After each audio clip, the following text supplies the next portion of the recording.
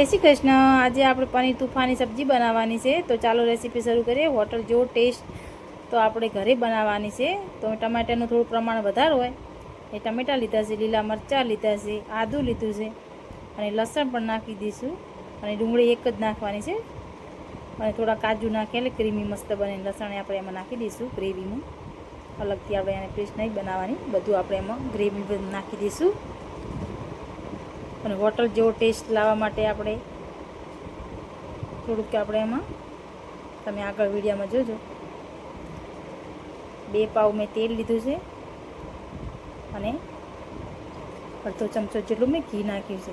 તો હોટલ જેવો આપણે ટેસ્ટ આવી જાય ને, હિંગ, આપણે હિંગનો વઘાર કરશું એટલે, અને જીરું નાખી અને હિંગ નાખી 1 ચમચી, મસ્ત ટેસ્ટ સારો આવે। આમાં થોડું ટમેટાનું પ્રમાણ વધારે હોય એટલે ટમેટાને જ નાખવાનું હોય છે પનીર તુફાનીમાં। લીલા મરચાં તીખા નાખ્યા છે મેં અને એક નાની ડુંગળી ચોપ કરી નાખી છે। ડુંગળીનું પ્રમાણ ઓછું જ હોય છે એમાં। અને આપણે બસ હવે કૂક થઈ જાય પછી આપણે એમાં મસાલા કરી લઈશું। 1-2 મિનિટ આપણે એને કૂક કરવાનું છે, પછી આપણે મસાલા કરવાના છે। તો સ્પાઈસી રાખવા માટે મેં 2 ચમચી મોળા મરચાં નાખ્યા અને 1 ચમચી લાલ તીખું નાખ્યું છે અને હળદર થોડીક નાખી છે, ધાણા જીરું નાખી અને સ્વાદ પ્રમાણે મીઠું નાખ્યું છે। પછી આપણે એને 1-2 મિનિટ આપણે કૂક કરવાનું છે કે મસાલા આપણા બળી ના જાય। પછી કસૂરી મેથી નાખી છે અને થોડું પનીર આપણે એકદમ ઝીણું કરીને એમાં નાખી દેવાનું છે, એનાથી હોટલ જેવો ટેસ્ટ સારો આવે।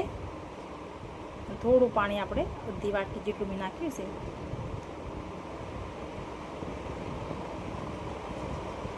પછી આપણે એમાં ગ્રેવી નાખી દઈશું।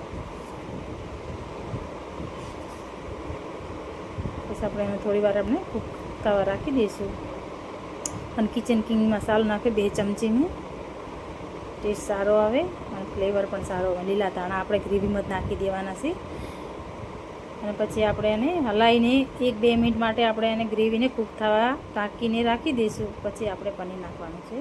એકવાર તમે આવી રીતે મારી રેસીપીને ટ્રાય કરજો અને મને કમેન્ટમાં કહેજો કે કેવી બની।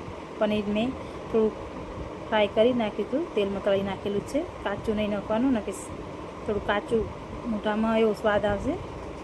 અને ઉપરથી આપણે ધાણા ગાર્નિશ કરી નાખીશું અને મને કમેન્ટમાં કહેજો કે કેવી રેસીપી બની। બાય।